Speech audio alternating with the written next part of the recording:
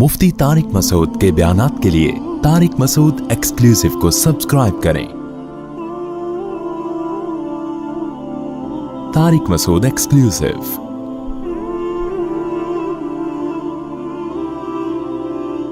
जो अहादीस में आया है कि जब याजूज माजूज क़ुर्ब क़यामत में ज़ाहिर होंगे तो वो दीवार ख़त्म हो जाएगी, या तो वो मुराद है।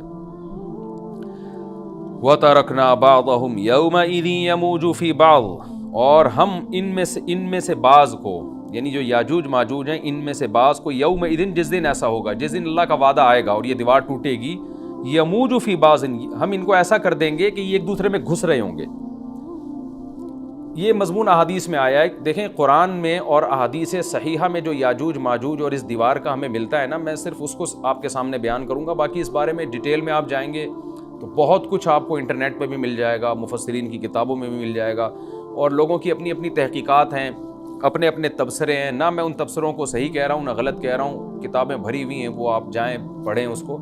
लेकिन जितनी बात कुरान से और सही अहादीस से याजूज माजूज के बारे में साबित होती है, मैं सिर्फ उसको आपके सामने अभी पेश कर रहा हूँ। पहला अकीदा तो ये साबित होता है कि याजूज माजूज एक कौम है, इंसान है, वो कोई इंसानों के अलावा कोई अलग मखलूक नहीं है, लेकिन हैं बड़े फसादी।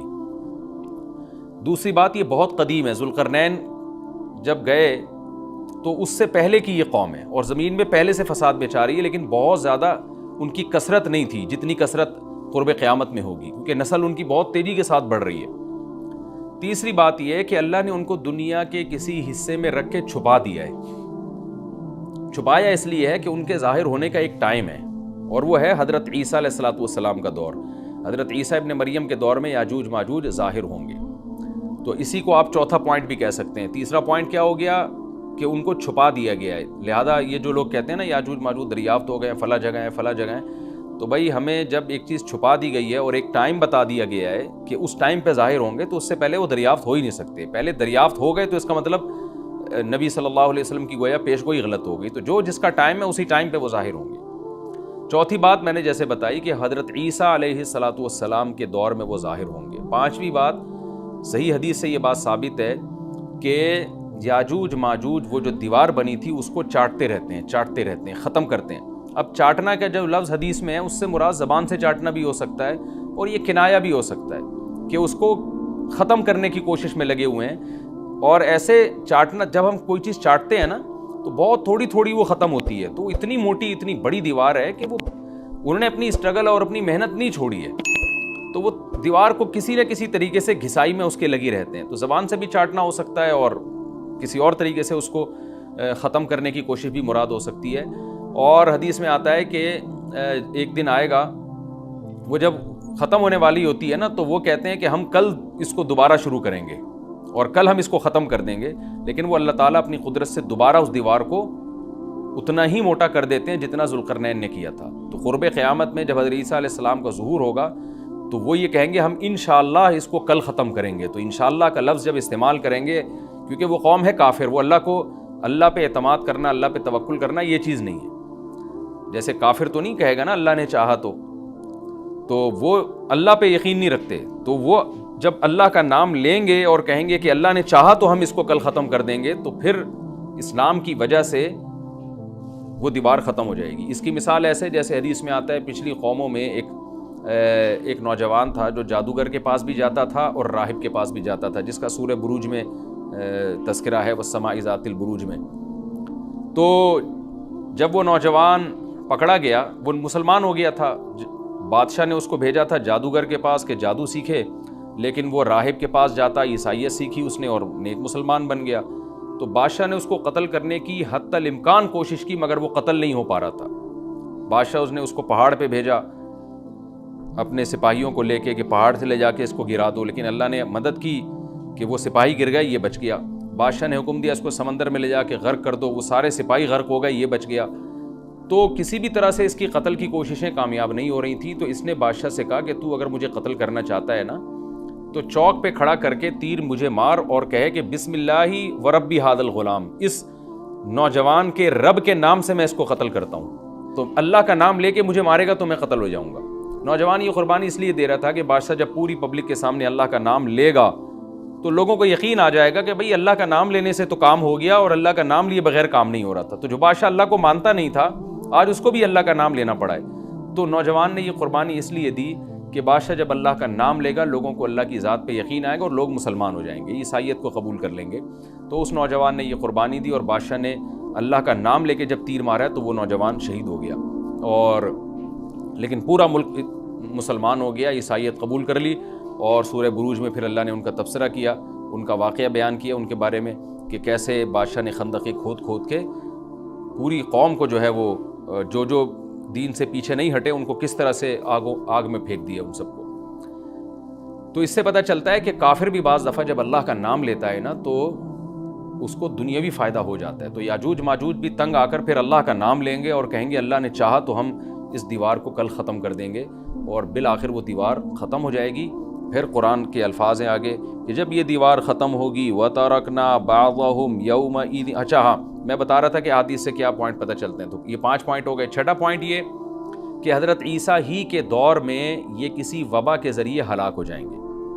حضرت عیسیٰ علیہ السلام اتنے زیادہ ہوں گے کہ ان سے لڑنا ممکن نہیں ہوگا، جیسے کہ قرآن میں بھی آ رہا ہے وَتَرَكْنَا بَعْضَهُمْ يَوْمَئِذٍ يَمُوجُ فِي بَعْضٍ، ہم ان میں سے بعض کو بعض کے اندر گھسا دیں گے، اتنی کثرت سے ایک دوسرے میں، ہی اب آبادی کی کثرت بہت ہوگی ان کی، گھسے ہوئے ہوں گے ایک دوسرے میں، یہ جیسے چیونٹیاں اور مکوڑے ہوتے ہیں، تو ان سے لڑنا ممکن نہیں ہوگا۔ تو حضرت عیسیٰ علیہ السلام لوگوں کو لے کے کوہ طور پہ چلے جائیں گے، اور باقی مسلمان وہ اپنے اپنے گھروں کے اندر بند ہو جائیں گے، اور پھر اللہ کی طرف سے ایک وبا آئے گی، اور اس وبا میں یہ سارے کے سارے ہلاک ہو جائیں گے۔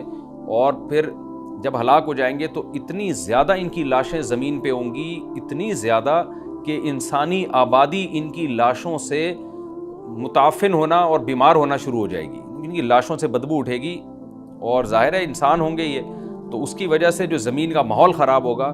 پھر حضرت عیسیٰ علیہ السلام اللہ سے دعا مانگیں گے کہ اللہ تعالیٰ ان کو کسی طرح ٹھکانے لگائے، کوئی انتظام کرے۔ پھر حدیث میں آتا ہے بارشیں ہوں گی اور سیلاب آئیں گے، اور ان کی لاشیں بہہ بہہ کے پانیوں میں جا کے، سمندروں میں جا کے ختم ہو جائیں گی، اللہ تعالیٰ ان کو اس طرح سے ٹھکانے لگائے گا۔ تو یہ یہاں تک جتنے بھی مضامین ہیں یہ صحیح احادیث سے ثابت ہیں۔ تو قرآن کہتا ہے وَتَرَكْنَا بَعْضَهُمْ يَوْمَئِذٍ يَمُوجُ فِي بَعْضٍ، ہم ان میں سے بعض کو بعض میں چھوڑ دیں گے، بہت کثرت ہوگی۔ وَنُفِخَ فِي الصُّورِ، اور پھر سور پھونکا جائے گا۔ قرآن میں تو یہ کہ سور پھونکا جائے گا، ایسے لگ رہا ہے جیسے فوراً پھونکا جائے گا، مگر احادیث میں تفسیر ہے کہ فوراً نہیں پھونکا جائے گا۔ یاجوج ماجوج قیامت کی نشانیوں میں سے ایک بہت بڑی نشانی ہوگی، یعنی یہ اس بات کی علامت ہوگی کہ اب قیامت بہت قریب ہے۔ تو حضرت عیسیٰ ابن مریم علیہ السلام جب نازل ہوں گے، میں تھوڑی سی ترتیب بیان کر دیتا ہوں کہ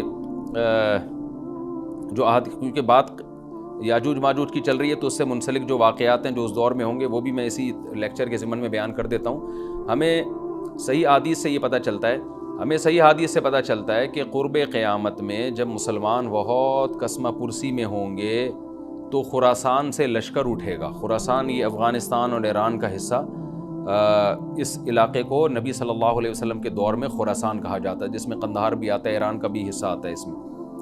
تو یہاں سے لشکر اٹھے گا، مجاہدین لڑیں گے بہت بڑی تعداد میں، دنیا میں جہاد ہوگا، مسلمان ظلم کی چکی میں پس کے تنگ آ چکے ہوں گے، اور لڑتے لڑتے حدیث میں آتا ہے اتنی بڑی بڑی لڑائیاں ہوں گی کہ 1/3 مسلمان شہید ہو جائیں گے اس میں، 1/3 مجاہدین جو لڑنے والے ہوں گے، اور 1/3 جو ہوں گے وہ میدان جنگ سے بھاگ جائیں گے، اور 1/3 کو اللہ فتح عطا فرمائے گا۔ تو جو 1/3 میدان جنگ سے بھاگ جائیں گے، نبی صلی اللہ علیہ وسلم نے فرمایا ان کی توبہ کبھی قبول نہیں ہوگی۔ جو 1/3 شہید ہو جائیں گے وہ افضل ترین شہداء ہوں گے اس وقت کے، اور 1/3 کو اللہ تعالیٰ غلبہ عطا فرمائیں گے۔ ایک واقعہ تو ہمیں قرب قیامت میں نبی صلی اللہ علیہ وسلم سے یہ ملتا ہے صحیح حدیث سے۔ دوسرا ہمیں یہ ملتا ہے کہ قرب قیامت ہی میں مسلمان قسمہ پرسی کا شکار ہوں گے، تو تلاش کریں گے حضرت مہدی کو، کیونکہ حضرت مہدی وہ شخصیت ہیں جن پہ تمام نیک لوگ جمع ہو جائیں گے، اور وہ مسلمانوں کی میدان جنگ میں کمانڈ کریں گے، جہاد میں کمانڈ کریں گے۔ تو ان کو بیت اللہ میں تلاش کیا جائے گا، وہ رسول اللہ صلی اللہ علیہ وسلم کی اولاد میں ہوں گے، اور لوگ ان کو پہچان لیں گے، اہل اللہ پہچان کر ان کو اپنا امیر بنائیں گے، اور ان کی قیادت میں پھر لڑائی اور جہاد شروع ہوگا۔ اور یہ لڑائی جب دمشق میں لڑائی ہو رہی ہوگی تو دمشق میں عصر کی نماز کے وقت حضرت مہدی، میں نے جو یہ کہا کہ دمشق میں لڑائی ہو رہی ہوگی، مقصد یہ نہیں ہے کہ دمشق کوئی میدان جنگ بنا ہوا ہوگا، مقصد یہ ہے کہ وہ مجاہدین کا لشکر دمشق میں ہوگا عصر کی نماز کے وقت، لڑائی چاہے کسی اور میدان میں ہو رہی ہو، لیکن احادیث میں ہمیں دمشق کا تذکرہ ملتا ہے، تو دمشق میں حضرت شام کا تذکرہ ملتا ہے، اور جو قرائن ہمیں ملتے ہیں وہ دمشق کی ایک خاص مسجد ہے، وہ مسجد حضرت مفتی تقی عثمانی صاحب اور مفتی رفیع عثمانی صاحب نے اس کو ہائی لائٹ بھی کیا، لیکن وہ یقینی نہیں ہے، یہ خوب سمجھے، انہوں نے اس کا بھی تبصرہ کیا ہے کہ اس کے بارے میں کوئی یقین نہیں ہے۔ تو حضرت مہدی عصر کی نماز پڑھا رہے ہوں گے، لوگ امامت میں آپ کے پیچھے کھڑے ہوں گے، یہاں تک کہ مسجد کے مینار پر، آج بھی وہ مینار موجود ہے جس کے بارے میں غالب گمان ہے کہ یہ وہ مینار ہے جہاں حضرت عیسیٰ علیہ السلام نازل ہوں گے، غالب گمان کے درجے میں کہا جا سکتا ہے، ورنہ پھر اسی کے اڑوس پڑوس میں کوئی مسجد ہوگی۔ میرا اگر شام جانا ہوا تو انشاءاللہ میں ارادہ ہے کہ میں ولاگ میں اس مسجد کا بھی تذکرہ کروں گا، اس جگہ کا بھی تذکرہ کروں گا، لیکن میں پہلے یہ بات بتا دوں کہ وہ 100% یقینی نہیں ہے، ایسا نہ ہو کہ اس مسجد کے مینار پہ چڑھ کے لوگ جو ہے وہ اس کے کوئی مینار کو ہی چاٹنا شروع کر دیں تبرک کے طور پہ۔ تو عصر کی نماز کا ٹائم ہوگا، حضرت عیسیٰ ابن مریم علیہ الصلاۃ والسلام فرشتوں کے کندھوں پہ ہاتھ رکھ کے نیچے اتریں گے نماز کے ٹائم پہ، یعنی آسمان سے مینار تک آئیں گے، اور پھر مینار سے آپ کے لیے سیڑھیاں لگائی جائیں گی، سیڑھیوں کے ذریعے مینار سے نیچے اتریں گے اور لوگ ان کو پہچان لیں گے۔ حضرت مہدی ان کو امامت کے لیے آگے کریں گے کہ آپ اللہ کے ایک پیغمبر ہیں، آپ نماز پڑھائیے، حضرت عیسیٰ علیہ السلام انہی کو آگے رکھیں گے، اور اس طرح کا مفہوم ہے حدیث میں کہ اللہ نے اس کام کے لیے آپ کو ہی منتخب کیا۔ کیا مطلب یہ امامت اس امت کا حق ہے؟ تو حضرت عیسیٰ ابن مریم علیہ الصلاۃ والسلام کا جو کام ہوگا وہ جہاد ہے، اور یہودیوں سے انتقام لینا، کیونکہ یہودیوں نے اپنے خیال میں حضرت عیسیٰ کو قتل کیا تھا، تو اللہ نے یہودیت ہی کے خاتمے کے لیے اور دجال کے خاتمے کے لیے عیسیٰ ابن مریم کو نازل کیا ہے۔ حضرت مہدی سے پہلے ہی دجال ظاہر ہو چکا ہوگا۔ دجال کے بارے میں حدیث میں آتا ہے کہ ہر پیغمبر نے اپنی امت کو دجال کے فتنے سے ڈرایا ہے۔ اچھا، یہ دجال ایک ایسی شخصیت ہے جس کا یہودی انتظار ہم سے زیادہ کر رہے ہیں، کیونکہ یہودی اس کو اپنے لیے نجات دہندہ سمجھتے ہیں، جبکہ حدیث میں آتا ہے کہ دجال کانا ہوگا اور اس کا خدائی کا دعویٰ ہوگا، اس کے پاس کچھ ایسی طاقتیں ہوں گی کہ مردے کو زندہ کر دے، زندہ کو مار دے، ایک طرف اس کے باغ ہوگا، ایک طرف اس کے آگ ہوگی، جو اس پر ایمان لائے گا اس کو باغ میں داخل کرے گا، اور جو اس پر ایمان نہیں لائے گا اس کو آگ میں داخل کرے گا۔ اور رسول اللہ صلی اللہ علیہ وسلم نے فرمایا اس کی جو آگ ہے حقیقت میں وہ جنت کا باغ ہوگا، اور اس کا جو باغ ہے حقیقت میں وہ جہنم کی آگ ہوگی۔ تو جو نبی کی باتوں پہ یقین کرتے ہیں وہ دجال کے فتنے سے محفوظ رہیں گے، اور حدیث میں سورہ کہف کی بھی تلاوت کا حکم ہے، جمعے کے دن جو کہف کی تلاوت کرتا ہے اللہ اس کو دجال کے فتنے سے محفوظ رکھتا ہے۔ اب آپ دیکھیں یہ سورہ کہف میں ہی قیامت کی علامات کا تذکرہ ہے نا، تو شاید اسی وجہ سے کیونکہ جو سورہ کہف پڑھتا رہے گا وہ یاجوج ماجوج کے واقعات بھی پڑھتا رہے گا اور اللہ کی قدرت کے واقعات بھی پڑھتا رہے گا، تو دجال کے فتنے سے اللہ اس کو اس برکت سے بچا کے رکھیں گے، فتنے سے محفوظ رکھیں گے۔ تو وہ ایسی طاقتیں دکھائے گا، بے وقوف لوگ اس پہ ایمان لے آئیں گے۔ حدیث میں آتا ہے کہ کانا کبھی بھی خدا نہیں ہو سکتا، یعنی اس کی تو ایک آنکھ ہوگی نہیں، لیکن بے وقوف لوگ اس کے یہ کچھ ظاہری کمالات دیکھیں گے، یہ نہیں دیکھیں گے کہ یہ تو شکل بھی اس کی اچھی نہیں ہے، یعنی خدا کم از کم جمال والا ہوتا ہے نا، یہ تو ہے بھی کانا، اور اس کے بڑا بڑا کافر بھی لکھا ہوا ہوگا واضح طور پر، جس سے پتہ چلے گا۔ لیکن احمق اور بیوقوف لوگ جیسے روحانی عاملوں کے کچھ شعبدے دیکھ کر ان پہ سے متاثر ہو جاتے ہیں نا، روحانی عاملوں کے شعبدے دیکھ کے، تو ایسے ہی دجال کے شعبدے دیکھ کے متاثر ہوں گے۔ تو بہت لوگوں کو، خلقت کو، بہت بڑی امت کو گمراہ کرے گا دجال، اہل اللہ کو اللہ تعالیٰ اس کے فتنے سے محفوظ رکھے گا۔ پھر حضرت عیسیٰ ابن مریم جب نازل ہوں گے تو وہ دجال کو قتل کریں گے۔ حدیث میں آتا ہے کہ نیزے کے ذریعے گھوڑے پہ بیٹھ کے قتل کریں گے۔ علماء نے اس حدیث کا دو مطلب بیان کیے ہیں کہ یا تو اس کا مطلب یہی ہے کہ واقعی گھوڑے پہ بیٹھیں گے، نیزہ استعمال کریں گے، زمین جو ہے وہ اتنی پہلے اس سے جنگیں ہو چکی ہوں گی کہ لوگ دوبارہ تلواروں گھوڑوں کی طرف آ جائیں گے۔ اس بات کا امکان ہے، ہر ملک ایٹمی طاقت بن چکا ہے، تو اگر یہ ایٹم بم سارے ملک آپس میں چلا دیں تو ہم دوبارہ گدھے گھوڑوں والی زندگی پر آ جائیں گے، ٹیکنالوجی ساری تباہ و برباد ہو جائے گی، انسان کی ترقی۔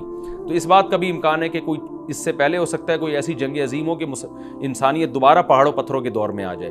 لیکن ظاہر یہ معلوم ہوتا ہے کہ رسول اللہ صلی اللہ علیہ وسلم نے جو کلام کیا ہے، ظاہر ہے اس دور کے لحاظ سے جو لوگوں کے جہاں تک جو لوگوں کی مینٹل اپروچ ہے وہاں تک، تو نبی صلی اللہ علیہ وسلم میزائل یا اور ٹینکوں کا تذکرہ کرتے تو کیا سمجھ میں آتا؟ تو گھوڑے سے مراد ہے جو اس زمانے کا گھوڑا ہوگا، اور نیزے سے مراد ہے اس زمانے کا جو اسلحہ ہوگا، کیونکہ نیزہ نبی کے دور کا ایک مناسب اسلحہ تھا اور گھوڑا نبی کے دور کی میدان جنگ کی ایک مناسب سواری تھی۔ تو اس سے یہ بھی پتہ چلتا ہے کہ ہو سکتا ہے عیسیٰ ابن مریم نیزے کے بجائے کلاشنکوف کا استعمال کر لیں، تو یعنی وہ نیزہ جو ہے وہ اس کلاشنکوف کی یا جو بھی اسلحہ اس وقت حضرت عیسیٰ ابن مریم استعمال کریں گے اس کی ایک تعبیر ہے، تو اس کا بھی پورا پورا امکان ہے. تو ہمیں بہرحال اتنا ایمان ہمارے لیے ضروری ہے کہ دجال کو قتل کرنے والی جو ذات ہے جو شخصیت ہے وہ عیسیٰ ابن مریم علیہ الصلاۃ والسلام ہے. تو حضرت عیسیٰ کے ذریعے اللہ تعالیٰ دجال کو قتل کریں گے اور حضرت عیسیٰ کی قیادت میں زبردست جہاد ہوگا. حدیث میں آتا ہے کہ عیسیٰ ابن مریم اس دنیا کو امن سے بھر دیں گے. اتنا امن ہو جائے گا اور اتنی مالی فراوانی ہوگی, اتنی مالی, کیونکہ دنیا میں مال بہت ہے, ڈسٹریبیوشن صحیح نہیں ہے, جو تقسیم ہے نا مال کی وہ ظالمانہ ہے, جس کی وجہ سے غریب غریب سے غریب تر ہے, امیر امیر سے امیر تر ہے. حضرت عیسیٰ ابن مریم ایسا نظام قائم کریں گے کہ جس سے مال کی صحیح تقسیم, اور لوگ اٹھیں گے زکوٰۃ کا مستحق تلاش کریں گے اور لوگوں کو زکوٰۃ کا مستحق نظر نہیں آئے گا, غریب تلاش کرنا مشکل ہو جائے گا. یعنی ایک آدمی, حدیث کے مفہوم ہے کہ زکوٰۃ لے کے گھومتا رہے گا اور اس کو کوئی غریب نہیں ملے گا, اتنی مالی فراوانی ہو جائے گی. پھر ترمذی کی روایت میں آتا ہے کہ اللہ کی طرف سے برکتیں ایسی نازل ہوں گی کہ بڑے بڑے انار پیدا ہوں گے, بڑے بڑے انگور پیدا ہوں گے, زمین اپنی برکتیں کھول دے گی. اور حضرت عیسیٰ علیہ السلام خنزیر کو بھی دنیا سے ختم کر دیں گے, خنزیر کی نسل کو ختم کر دیا جائے گا. وَيَضَعُ الْجِزْيَةَ, اور جزیہ کا نظام ختم, اما الاسلام و اما السیف, یا تو تلوار یا اسلام, اس کے علاوہ نہیں. تو نبی صلی اللہ علیہ وسلم کو اللہ نے جس مقصد کے لیے دنیا میں بھیجا تھا اس مقصد کی جو تکمیل ہے وہ عیسیٰ ابن مریم کے ذریعے. باقی اس میں حکمتیں کیا ہیں اس پر میرے الگ سے بیانات موجود ہیں کہ اللہ نے حضرت عیسیٰ ابن مریم کا انتخاب کیوں کیا اس کام کی تکمیل کے لیے, اسی امت میں کوئی کیوں منتخب نہیں کر لیا, یا یہ کہ پیغمبر صلی اللہ علیہ وسلم ہی کے ذریعے پوری دنیا میں اسلام کو غالب کر دیا جاتا, اس میں کیا حکمتیں ہیں اس پر میرے الگ سے بیانات موجود ہیں. ابھی تو میں کوشش کرتا ہوں کہ تفسیر سے میں جو ٹو دا پوائنٹ بات ہے اس سے یہاں اس لیکچر میں نہ ہٹوں. تو اسی وقت حضرت عیسیٰ ابن مریم اس کو یاجوج ماجوج کو قتل کریں گے اور دنیا انصاف سے بھر جائے گی. اور اللہ تعالیٰ نے جو پیغمبروں کو دنیا میں بھیجا تھا اس کا مقصد کیفیت اور کمیت دونوں لحاظ سے حاصل ہو جائے گا. اس کے بعد پھر آہستہ آہستہ دنیا میں زوال شروع ہوگا, اور پھر جب پوری دنیا کے لوگ زوال کا شکار ہوتے ہوتے کفر کی طرف جائیں گے, گناہوں کی طرف. اور حدیث میں آتا ہے جب تک ایک شخص بھی اللہ کا نام لینے والا ہوگا اس دنیا پر قیامت نہیں آئے گی, یہاں تک کہ آخری شخص جب دنیا سے اٹھے گا جو اللہ کا نام لیا کرتا تھا, تو اس کے بعد اللہ تعالیٰ سور پھونکیں گے, جبریل کو حکم دیں گے سور پھونکنے کا, اور اس دنیا کو تباہ و برباد کر دیا جائے گا. تو آگے قرآن کہتا ہے وَنُفِخَ فِي الصُّورِ, اور پھر سور میں پھونکا جائے گا, فَجَمَعْنَاهُمْ جَمْعًا, پھر ہم ان تمام انسانوں کو جمع کر دیں گے. وَعَرَضْنَا جَهَنَّمَ يَوْمَئِذٍ لِّلْكَافِرِينَ عَرْضًا, اور قیامت کے دن ہم جہنم کو یومئذ, جس دن ایسا ہوگا یعنی جس دن سور پھونکا جائے گا, یہ دوسرا سور مراد ہے, لِلْكَافِرِينَ عَرْضًا, کافروں کے سامنے پیش کر دیں گے. الذین کانت اعینہم فی غطاء عن ذکری, یہ وہ لوگ ہیں جن کی آنکھیں میری یاد سے پردے میں پڑی ہوئی تھیں, یعنی میری یاد کی چیزیں ان کو نظر ہی نہیں آتی تھیں, غفلت میں پڑی ہوئی تھی جن کی آنکھیں.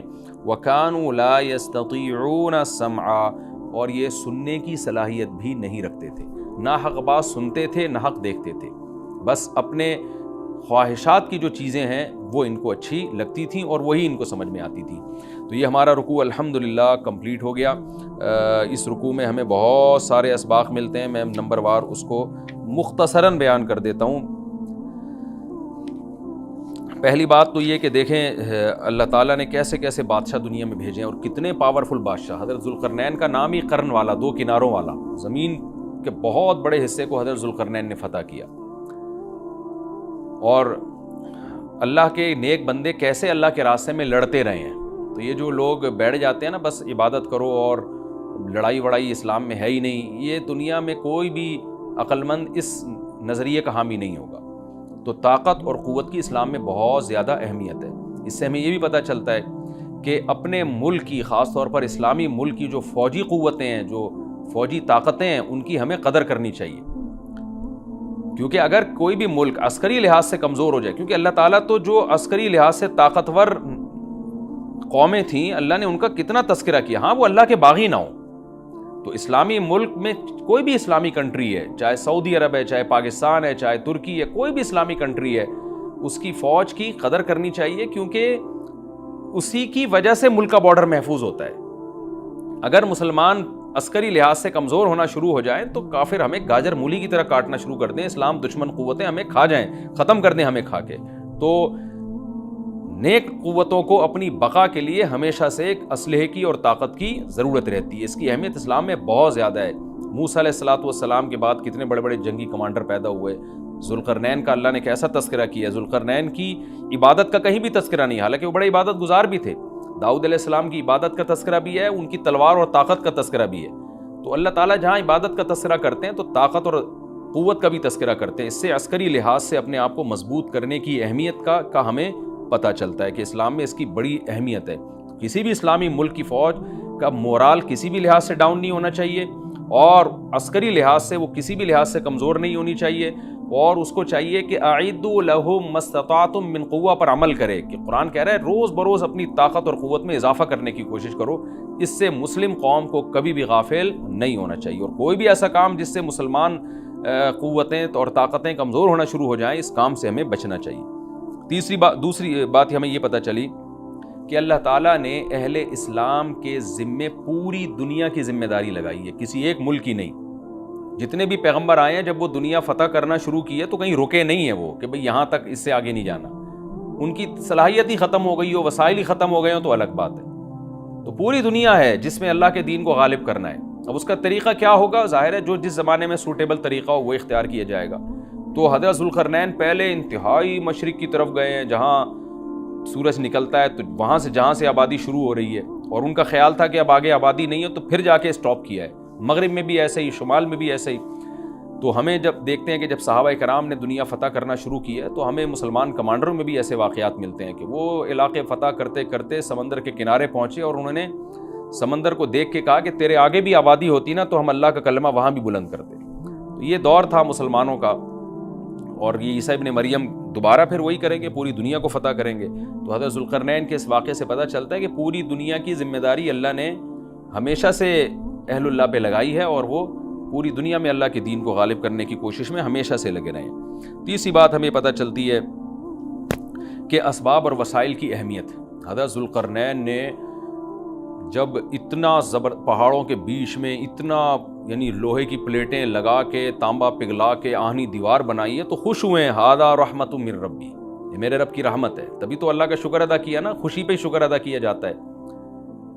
تو اس سے یہ بھی پتہ چلتا ہے کہ سائنس اور ٹیکنالوجی, دیکھیں یہ کام ٹیکنالوجی کے بغیر ممکن نہیں تھا. تبھی تو اس قوم نے کہا نا ذوالقرنین سے کہ ہم پیسے آپ کو دیں گے, لیکن ہمارے پاس وہ وسائل نہیں ہیں, وہ ٹیکنالوجی نہیں ہے ہمارے پاس. اور بظاہر ایسا لگتا ہے کہ ان کے پاس لوہا بھی تھا, تانبا بھی تھا, کیونکہ حضرت ذوالقرنین اب یہ تو نہیں ہے نا کہ زمین کے مشرق کی طرف دوبارہ لوہا جمع کرنے گئے ہوں, تو وہیں سے جو کچھ ہوگا نکالا ہوگا. تو وسائل اس قوم کے پاس تھے, ٹیکنالوجی نہیں تھی کہ اس لوہے کو اور اس تانبے کو پگھلا کے دونوں پہاڑوں کے بیچ میں پلیٹیں کیسے بنانی ہیں اور ان کو کیسے ان کے بیچ میں تانبا کر کے کہانی دیوار بنائی ہے, یہ ٹیکنالوجی ان کے پاس نہیں تھی.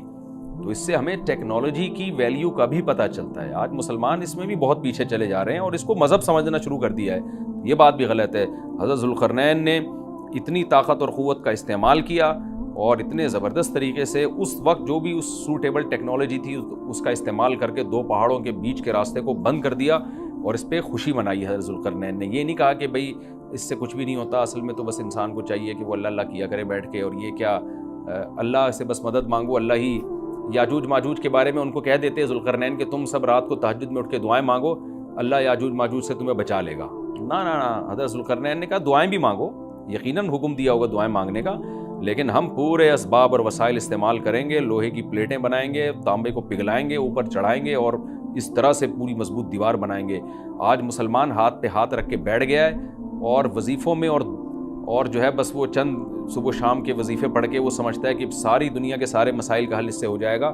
ایسا نہیں ہے, آپ کو بہت زیادہ ترقی کرنی ہے, بہت زیادہ اسباب و وسائل میں آپ کو غیر مسلموں سے آگے نکلنا ہے. جیسے کہ قرون اولیٰ کا مسلمان نکلا تھا, تبھی اللہ نے اس کے لیے دنیا میں فتوحات کے دروازے کھولے تھے. تو اللہ ہمارے لیے فتوحات کے دروازے جبھی کھولے گا جب ہم عبادت کے ساتھ ساتھ سائنس اور ٹیکنالوجی کے میدان میں بھی آگے بڑھنے کی کوشش کریں. اور ہمیں قرب قیامت کی علامتیں بھی اس رکوع میں پتہ چلتی ہیں.